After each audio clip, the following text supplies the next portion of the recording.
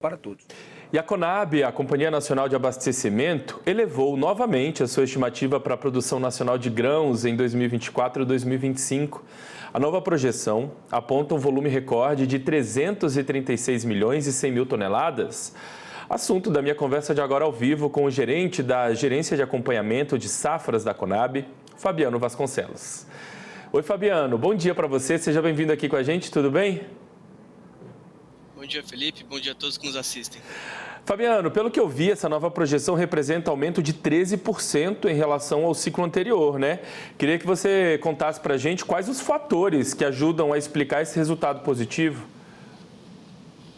Bom, é isso, Felipe. A estimativa da Conab aí de pouco mais de 336 milhões de toneladas para essa safra configura-se aí como a maior safra da história do acompanhamento da Conab, da produção agrícola nacional. Enfim, os fatores foram pelo aumento de área plantada, aumento de área cultivada, principalmente para a soja, para o milho também, mas sobretudo pela recuperação da produtividade.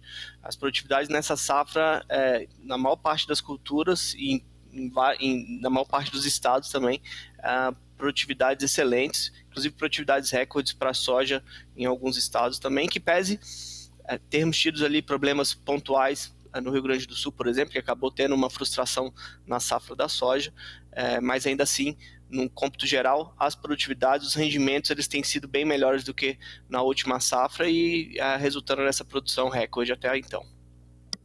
Dentro desse cenário positivo, quais são os produtos, as commodities que se destacam de maneira positiva? Pelo que eu vi ali, praticamente todas vão registrar bom desempenho, né? É isso mesmo, Felipe. A soja é o principal produto nacional, né?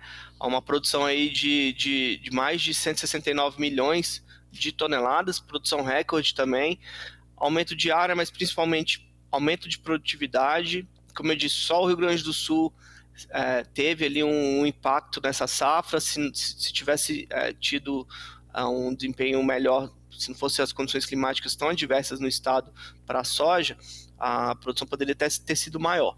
Mas, de qualquer forma, é a maior produção de soja no país, então, crescendo a soja, a produção nacional acaba aumentando também. Para o milho, a gente tem um aumento na produção do milho primeira safra, aquele milho que foi cultivado, plantado ali entre setembro e dezembro, já colheita bastante avançada, e agora a segunda safra, que é a principal safra de milho, ela vem bem também. Então, tem um aumento na área, tem um aumento nas produtividades, isso aí resulta também, auxilia nessa produção recorde. E aí tem o algodão, produção recorde também, muito em função da maior área cultivada nessa safra.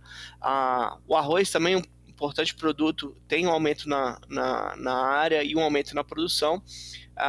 E aí alguns outros produtos como o sorgo, uma perspectiva de melhora em relação à última safra, enfim, o feijão, uma produção muito próxima do que a gente tem aí na série histórica, ali em torno de 3 milhões de toneladas, então é de fato uma safra bastante auspiciosa aí na produção agrícola nacional. Bacana, e aí quando a gente volta o olhar ali para as culturas de inverno, também há uma boa expectativa para essas culturas? Para as culturas de inverno, Felipe, o cenário ele é de redução de área. A região sul, principalmente, ali nas últimas duas safras, acabou sendo acometida por problemas climáticos, então o que a gente tem percebido é que o produtor tem tirado um pouco o pé no plantio das culturas de inverno, tem ido para outras culturas mais de serviço também. Então a gente tem uma redução na área dessas culturas, e aí o trigo é o principal produto nacional, né, das culturas de inverno, tem uma redução de área expressiva. No entanto, as estimativas iniciais, aí, baseadas em modelos estatísticos, além das nossas análises climáticas e de mercado, elas indicam produtividades melhores. Isso deve acabar aumentando a produção em relação à última safra, que foi bastante impactada pelo clima. Então, tem aí essa tendência de redução de área, mas a perspectiva ela é positiva ainda, principalmente para o trigo, que é a principal cultura de inverno.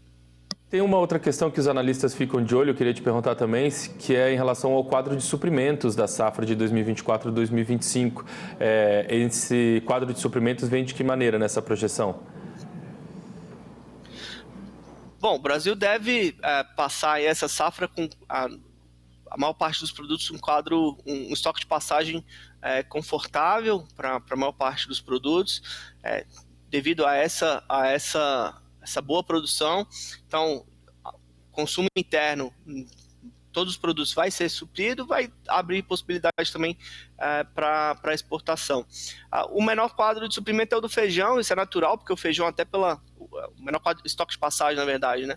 Até porque o feijão é um produto que perde a qualidade um pouco mais rapidamente, então, e por ter 3 safras, elas meio que se autorregulam, então esse estoque de passagem ele é comum ser um estoque de passagem baixo, porque daqui a pouco, daqui a 1 mês e meio, 2 meses, já há a colheita do feijão terceira safra e também já tem o plantio do feijão da primeira safra, da safra 25, 26. Então, no geral, os produtos apresentam um estoque de passagem confortável aí para a próxima safra.